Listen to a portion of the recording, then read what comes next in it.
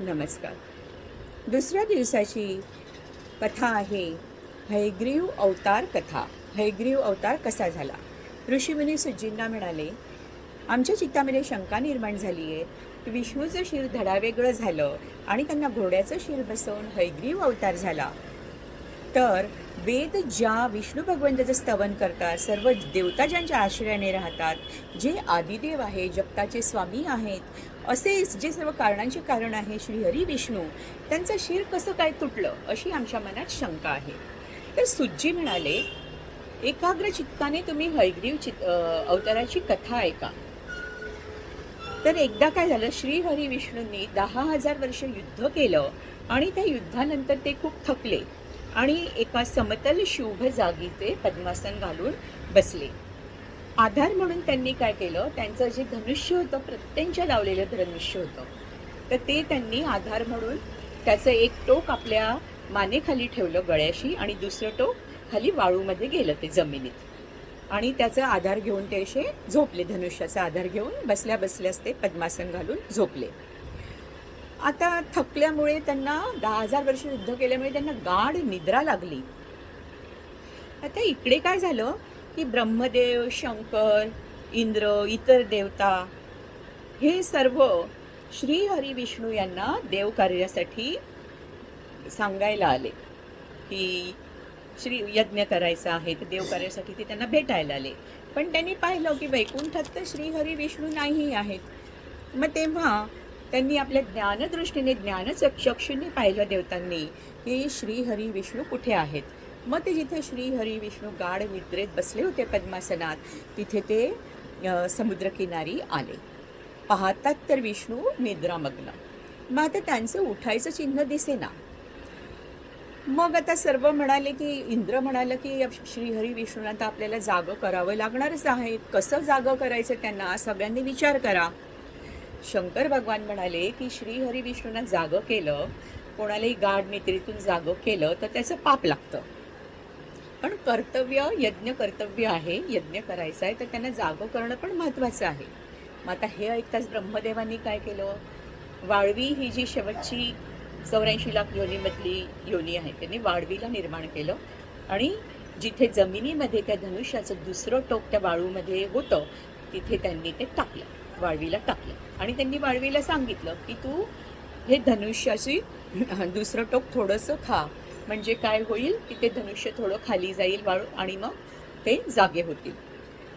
तर आता ती पण एवढी मुंगी एवढी छोटी, वाळवी एवढी छोटी, पण ती वाळवी काय म्हणाली की जगद्गुरु लक्ष्मीपती भगवान विष्णूची निद्रा मी कशी भंग करू, कारण झोपेत विघ्न निर्माण करणे, कथेत विघ्न आणणे, पती पत्नीमध्ये भेद उत्पन्न करणे, मातापुत्रामध्ये वैरभाव निर्माण करणे, याला ब्रह्महत्ये समान समजलं जातं.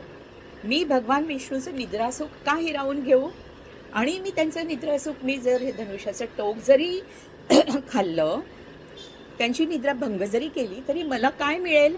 म्हणजे पहा, तेव्हा सुद्धा असं होतंच, माझं मी हे केलं तर मला काय मिळेल, स्वार्थीपणा.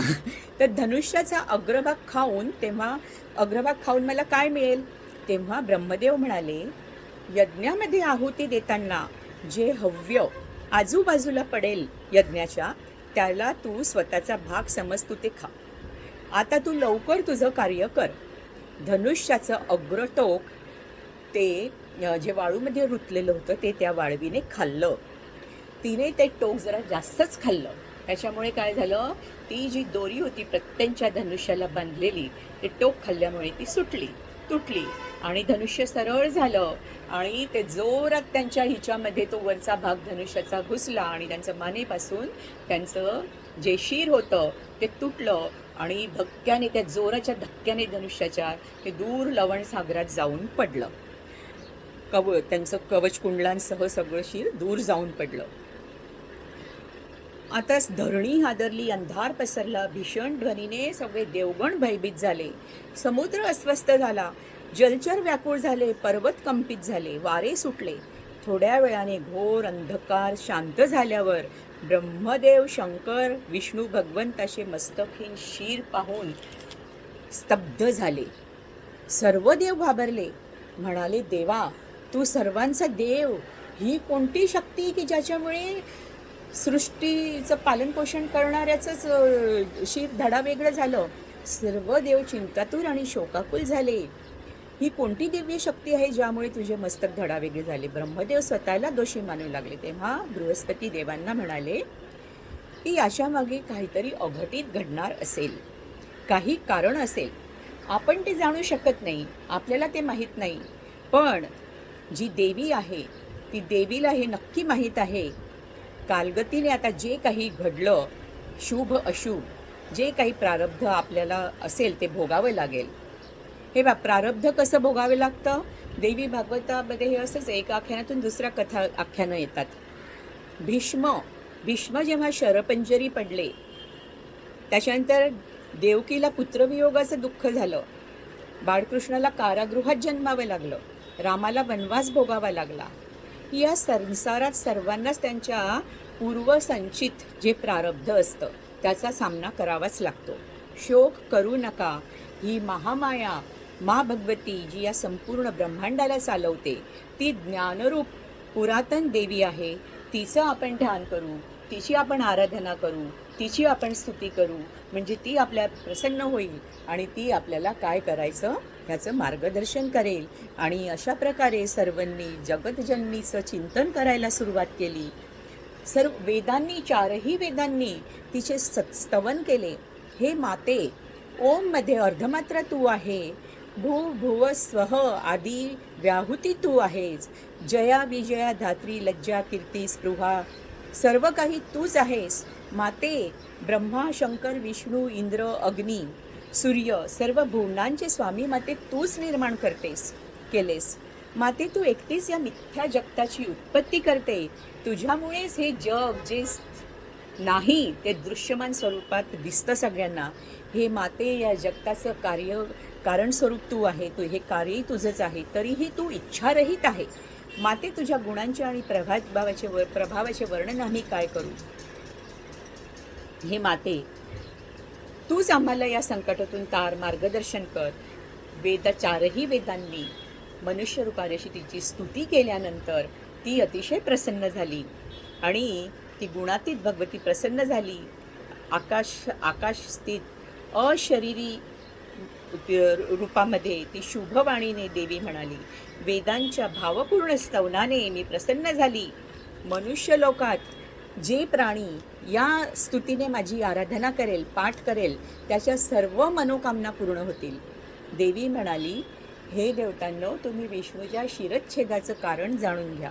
2 कारणं आहेत. पहिलं कारण, एकदा सागरकन्या लक्ष्मी विष्णूसोबत बसली होती, पाय चेपत होती श्रीहरी विष्णूंचे. या श्रीहरी विष्णू सहज असे तिच्याकडे बघून हसले. त्यांच्या मनात आलं, आपली पत्नी किती सुंदर आहे. तर तेव्हा लक्ष्मीला वाटलं, हे माझ्याकडे बघून हसले, का हसले? तिला वाटलं की मुद्दामून हसले, थट्टा करण्यासाठी असे हसले माझ्याकडे, म्हणून तिचा गैरसमज झाला. तिच्या मनामध्ये विकल्प निर्माण झाला. आता हा विकल्प कोण निर्माण करतं? ही पुढच्या काही घटना घटण्यासाठी हा विकल्प स्वतः ही भगवतीचीच लीला आहे. भगवतीच तिच्या त्यांच्या मनामध्ये विकल्प निर्माण करते. तिच्या मनात विकल्प निर्माण झाला की माझ्याकडे पाहून हसले म्हणून. मग तिने श्रीहरी विष्णूंना सांगितले, तुम्ही का हसले ते मला सांगा, कारण सांगा. नाही, मग श्रीहरी विष्णू मी काहीच बोलले नाहीत. मग तिने श्रीहरी विष्णूंना शाप दिला की तुमचं शिर धडा वेगळं होईल. आणि दुसरं कारण असं की विष्णूचं शिर धडा वेगळं होण्याचं दुसरं कारण म्हणजे हयग्रीव राक्षस. हयग्रीव नावाचा राक्षस होता. हयग्रीव म्हणजे कोणती कॅटेगरी? की शरीर माणसाचं आणि शिर मात्र घोड्याचं.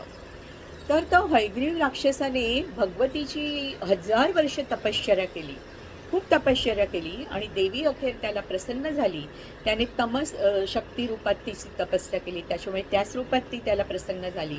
देवीचं रूप पाहून तो अतिशय हर्षातिरेकाने तिची स्तुती करू लागला. त्याची स्तुती ऐकती तो म्हणाला, हे माते, सगळं शब्द स्पर्श रूप रस गंध ह्या तन्मात्रा तूच आहेत, पंचमहाभूत तूच आहेत, त्रिगुण पण तूच आहे, सगळी काही तूच आहे, तुझ्यापासूनच ही सगळी सृष्टी हे सगळं ब्रह्मांड निर्माण झालं आहे. तर त्याने अशी स्तुती केली तेव्हा माता प्रसन्न झाली आणि माता त्याला म्हणाली की तुझी काय इच्छा आहे, तुला काय वरदान हवं आहे ते सांग. मग तो म्हणाला की हे माते मला ना तू अमर कर. मग देवी म्हणाली सर्व असुरांचं हेच एक मागणं असायचं आधी, कोणाला पण ब्रह्मदेवाची तपश्चर्या केली किंवा देवीची तपश्चर्या केली की आम्हाला अमर कर, पण त्यांना ते अमरत्व काही मिळायचं नाही आणि मग त्यांना दुसरे वर मिळायचे की ज्या योगे त्यांचा वध व्हायचा. तर मग देवी म्हणाली की अमर तर करता येणार नाही, कोणालाच करता येत नाही, कारण की ज्याने जन्म घेतला त्याला मरण आहेच. मग तो म्हणाला ठीक आहे तू दुसरा वर माग. मग हयग्रीव म्हणाला की माते मला असा वर दे की मला मरण दुसऱ्या हयग्रीवाकडूनच यावं, कारण त्याला माहीत होतं की दुसरा हयग्रीव होणारच नाही. तर मग माता म्हणाली ठीक आहे तथास्तु. मग त्यामुळे आता तो काय झाला, त्याला वाटलं मी अमरच झालो, इथे दुसरा हयग्रीवच नाही, मला कोण मारणार आहे. आणि तो दुष्ट होता मनाने खूप, तो सगळ्या मुनींना त्रास द्यायचा, वेदांना त्रास द्यायचा. आता त्याला मारणं तर आवश्यकच होतं, पण त्याला मारण्यासाठी दुसरा हयग्रीव तितकाच जो पराक्रमी आहे असा निर्माण होणं आवश्यक होतं. आणि असा हयग्रीव निर्माण करण्यासाठीच मग विष्णू भगवंताचं शिर धडा वेगळं झालं, त्याला कारणीभूत झाली लक्ष्मी माता आणि हे हयग्रीवचा वर. मग मातेने सांगितलं की आता त्वष्टाचा जो घोडा आहे त्या घोड्याचं तोंड तुम्ही ह्या श्रीहरी विष्णूच्या धडावर लावा. मग विश्वकर्माने ताबडतोब त्या घोड्याचं शिर कापलं आणि ते त्या श्रीहरी विष्णूच्या धडावर त्यांनी ते धडावर लावलं. ही एक प्रकारची प्लॅस्टिक सर्जरीच झाली ना, कसं काय जॉईन होतं, म्हणजे काय जी पण काही असेल ती त्यांचं टेक्निक, तर ते लावलं आणि श्री हरिविष्णूंचा हयग्रीव अवतार झाला. हयग्रीव भगवान की जय. मग त्याच्यानंतर मग श्री हरिविष्णूंनी त्या हयग्रीव राक्षसाचा वध केला. धन्यवाद.